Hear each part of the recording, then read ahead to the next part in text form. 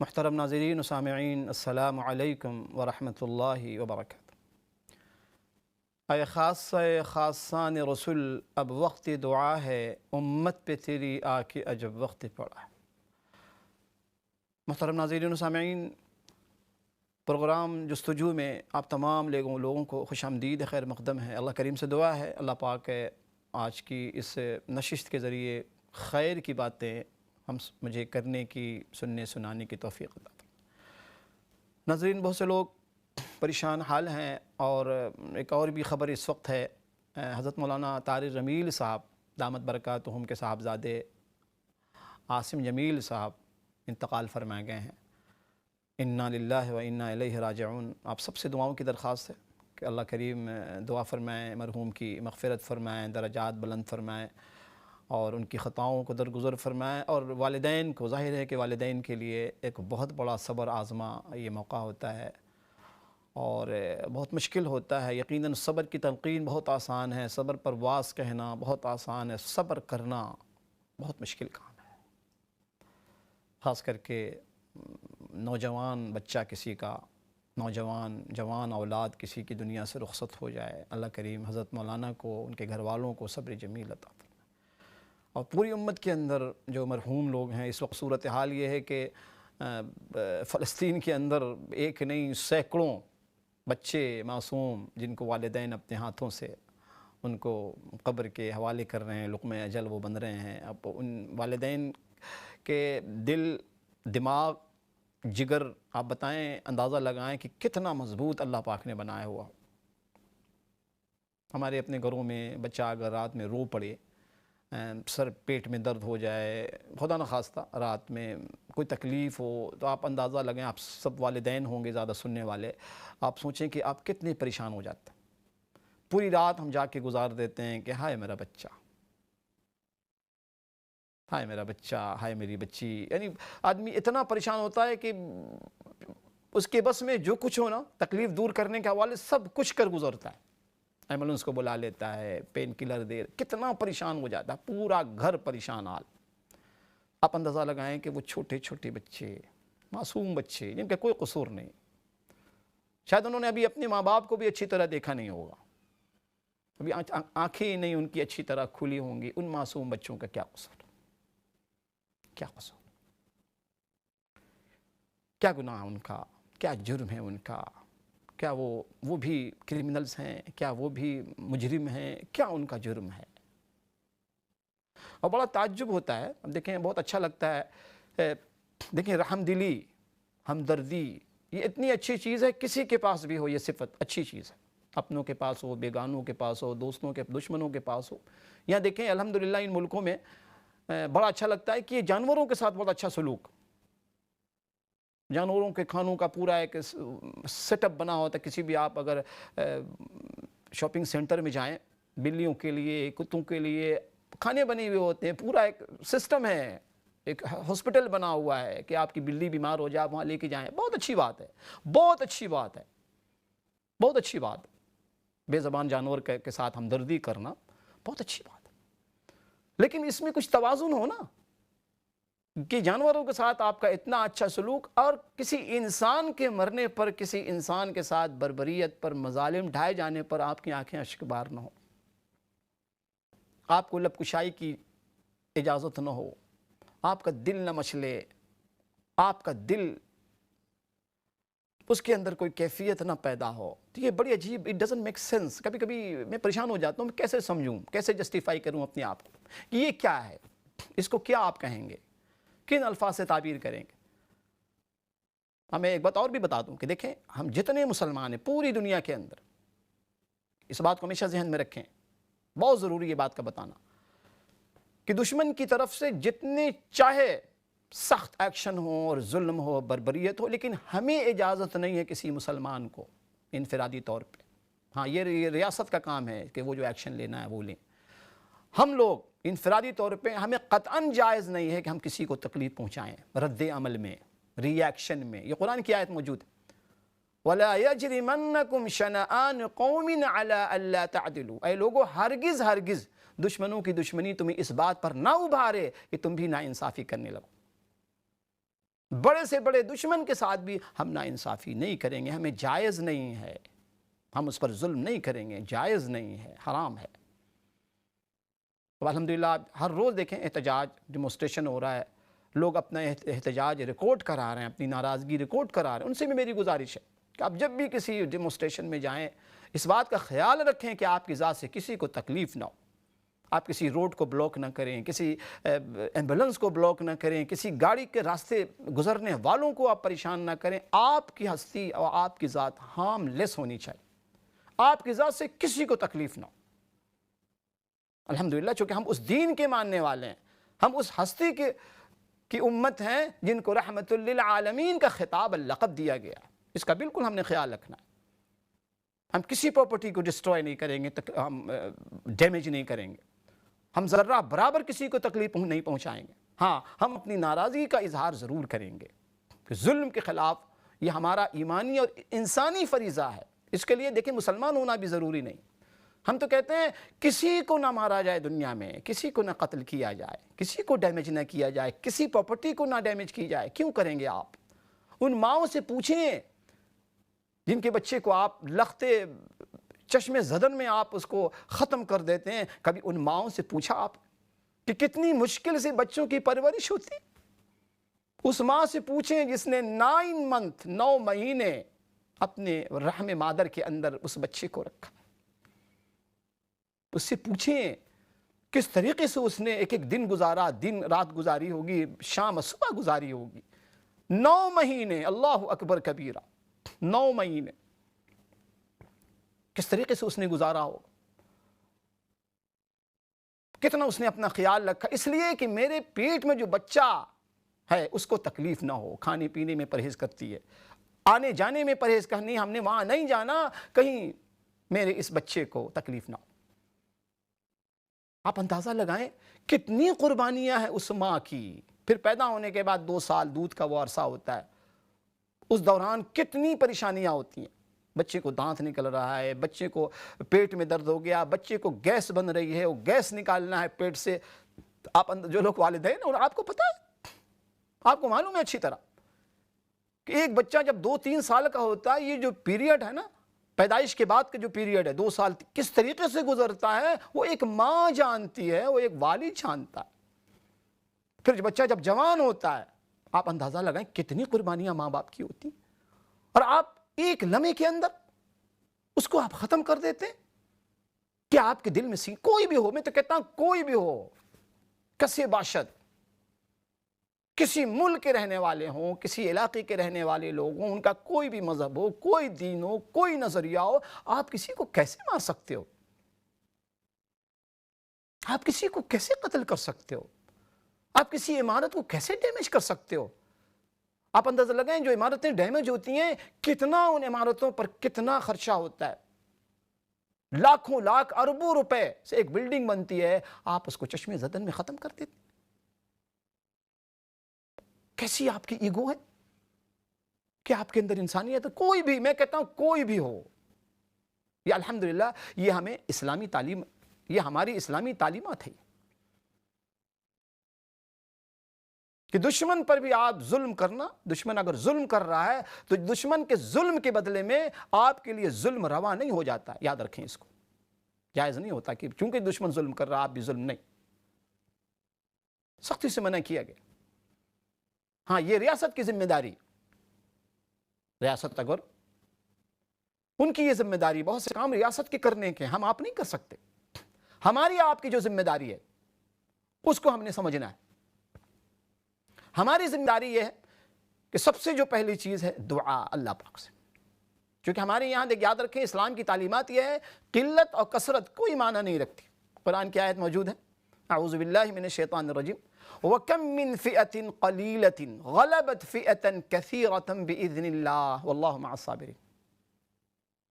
اے لوگو، بہت مرتبہ ایسا ہوا ہے کہ ایک چھوٹی سی جماعت، چھوٹا سا گروہ بڑے گروہ پر غالب آ گیا اللہ کے حکم سے۔ ہمارے یہاں قلت کوئی چیز نہیں، ہماری قلت کے اندر اگر ایمان ہو، تقوی ہو، للہیت ہو، خشوع ہو، خضوع ہو، पाकीज़ा ज़िंदगी गुजार रहे हों, आप यकीन कीजिए कि वह कलील जमात, थोड़ी सी जमात बड़ी बड़ी जमात पर गालिब आ सकती है। अल्लाह पाक का वादा। आगे फरमाया वल्लाहु मअस साबिरीन, याद रखना अल्लाह पाक की मईयत सब्र करने वालों के साथ है। इसलिए परेशान होने की ज़रूरत बिल्कुल नहीं, मायूस होने की हाँ परेशान जाहिर है कि इंसानी फितरत। घर में हम बिल्ली बहुत से लोग पालते हैं, आपको पता होगा, आपको अच्छी तरह मालूम होगा, बिल्ली बीमार हो जाए तो वो बिल्ली पालने वाली जो खातून है बेचारी रात भर जागी रहती है। मुझे अपने घर का अंदाज़ा है, मुहतरमा ने बिल्ली रखा हुआ है, बिल्ली बीमार होती है रात भर बिल्ली के साथ कि कहीं बिल्ली को कोई परेशानी तो नहीं है। जब तक उसको ले नहीं जाती डॉक्टर के पास, जो सिस्टम बना हुआ है, 2 बजे रात में बसा औकात वो जाती हैं, लेके आती हैं उसको, उस वक्त उनको तसल्ली नहीं होती। आप अंदाज़ा लगाएं कि इंसान, अल्लाह ने हमें इंसान उन इंसानियत उनसे है, इंसान उनसे रखा अल्लाह पाक ने हमारे। कैसे हो सकता है कि आप किसी इंसान की जान ले लें? एक कॉलर हमारे साथ हैं जो उनको ले लेते हैं। अस्सलाम वालेकुम रहमतुल्लाह।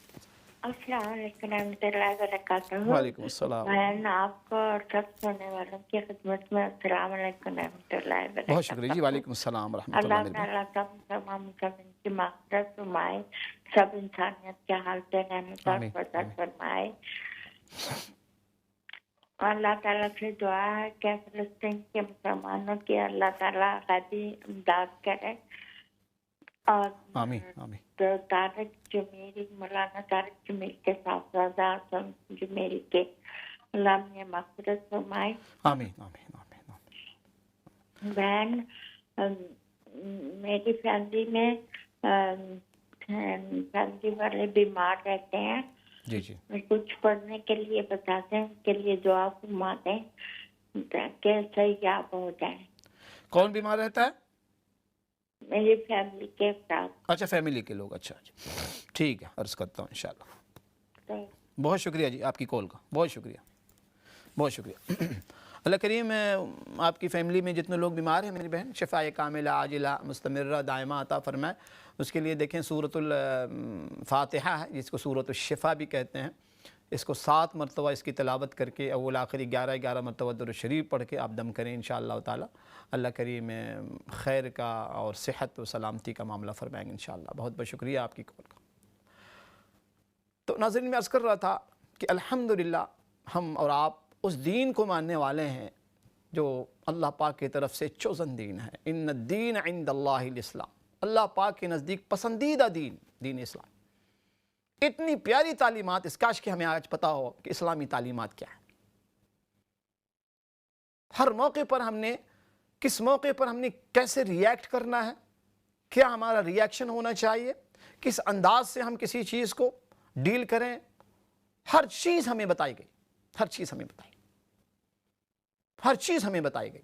जिस तरीके से एक छोटे से बच्चे को माँ बाप समझाते हैं सफ़र से पहले, बेटा आपने सफ़र करना, इस तरीके से आपने सफ़र को मुकम्मल करना, आपने खाना कैसे है, आपने पीना कैसे, आपने रहना।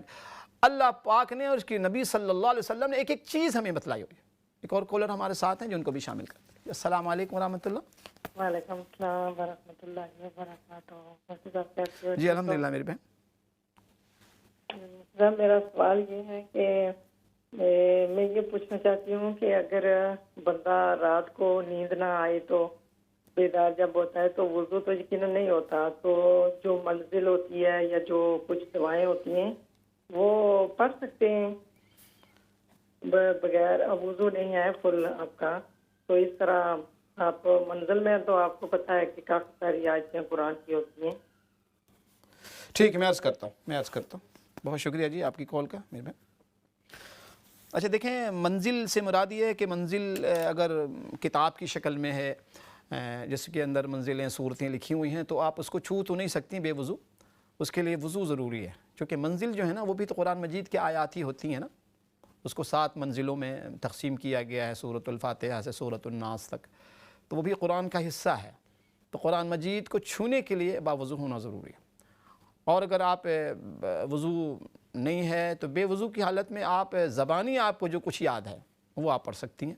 आप कलमा तय्यबा पढ़ें, आप वज़ाइफ़ पढ़ती रहें, आप आयत करीमा पढ़ें, आप इस्तिग़फ़ार पढ़ें, आप दुरूद शरीफ पढ़ें, यानी ज़बानी बाय हार्ट जितनी चीज़ें आपको याद हैं वो आप पढ़ सकती हैं। सूरह इख़लास याद है, अब 100 मरतबा सूरह इख़लास पढ़ लिया करें, बहुत बरकत की चीज़ है। آپ کو سورۃ الفاتحہ یاد ہے، آپ سورۃ الفاتحہ پڑھ لیا کریں 100 مرتبہ۔ آپ کو آیت الکرسی یاد ہے، 21 مرتبہ کا ایک عمل ہے، آیت الکرسی آپ پڑھ لیا کریں، پڑھ کے دم کر لیا کریں۔ آپ سورہ یاسین شریف یاد ہے، وہ پڑھ لیں، پوری امت کے لیے دعائیں مغفرت کر دیا کریں۔ تو وہ تمام دعائیں، وہ صورتیں جو آپ کو بائی ہارٹ یاد ہیں وہ آپ پڑھ سکتی ہیں، لیکن وضو کے لیے قرآن مجید ٹچ کرنے کے لیے، چھونے کے لیے وضو کا ہونا ضروری ہے۔ بہت شکریہ آپ کی کال کا۔ تو ناظرین میں عرض کر رہا تھا کہ الحمدللہ ہمیں ہر چیز بتائی گئی۔ مسئلہ یہی ہے کہ یا تو وہ چیزیں ہم سیکھتے نہیں ہیں، اور اگر جو معلومات ہماری ہیں ان پر ہم عمل نہیں کر پاتے۔ اب ایسے موقع پر ایسے جو حالات یہ پہلی مرتبہ نہیں آئے ہیں، پورا قرآن مجید کئی واقعات اللہ پاک نے ہمیں بتائے ہیں قرآن مجید کے اندر، کیسے کیسے حالات آئے ہیں صحابہ کرام پر مکی زندگی کے اندر، اور یہ بھی بتلایا گیا ہے کہ یہ سلسلہ قیامت تک جاری رہے گا، شر اور خیر کا کشمکش۔ قرآن نے تذکرہ کیا ہے، بار بار بتایا ہے۔ ایک آیت میں فرمایا ہے کہ لَتُبْلَوُنَّ فِي أَمْوَالِكُمْ وَأَنفُسِكُمْ، اے لوگو تمہارا امتحان لیا جائے گا یقینی طور پہ قیامت تک کے لیے۔ کس چیز میں؟ تمہارے مال میں، تمہاری جانوں میں۔ مال بھی ضائع ہوتا رہے گا اور جانیں بھی تمہاری جائیں گی، یہ سلسلہ جاری رہے گا۔ یہ تمہارا امتحان مال کے حوالے سے، جان کے حوالے سے۔ آگے فرمائیں کہ وَلَتَسْمَعُنَّ مِنَ الَّذِينَ أُوتُوا الْكِتَابَ مِنْ قَبْلِكُمْ وَمِنَ الَّذِينَ أَشْرَكُوا أَذًى كَثِيرًا، اور نہایت ہی تکلیف دہ صورتحال پیش آئے گی تمہیں۔ کثیر کہا ہے، قلیل نہیں کہا، کثیر۔ نہایت ہی بہت زیادہ تکلیف دہ حالات تم پر آئیں گے۔ کس کی طرف سے؟ اہل کتاب کی طرف سے اور مشرکوں کی طرف سے، جو لوگ شرک کرتے ہیں۔ ایک کالر ہمارے ساتھ ہیں جو ان کو بھی شامل کرتا ہے۔ السلام علیکم ورحمۃ اللہ۔ جی وعلیکم السلام ورحمۃ اللہ وبرکاتہ۔ میرے والد سنڈے کو وفات پا گئے، تو ان کی مغفرت کے لیے دعا کروانی ہے آپ سے۔ جی جی، کس کا انتقال ہو گیا؟ میرے والد صاحب۔ اچھا، والد کا۔ اچھا، محمد سلیم۔ اچھا، محمد سلیم نام ہے؟ جی۔ اچھا اچھا، اللہ پاک ان کی مغفرت فرمائے جی، ان کے درجات بلند فرمائے، اور تمام لاواحقین کو اللہ پاک صبر جمیل عطا فرمائے۔ آمین آمین۔ اور میرا ایک سوال ہے، اگر غلطی سے اور آپ کے ذہن میں نہ ہو اور آپ نماز جنازہ میں وضو کے بغیر آپ نماز جنازہ میں شامل ہو جائیں تو کیا نماز جنازہ ہو جائے گی؟ کس کے لیے پوچھ رہی ہیں؟ نماز جنازہ کی۔ نماز جنازہ میں خاتون کو شریک ہو جائیں؟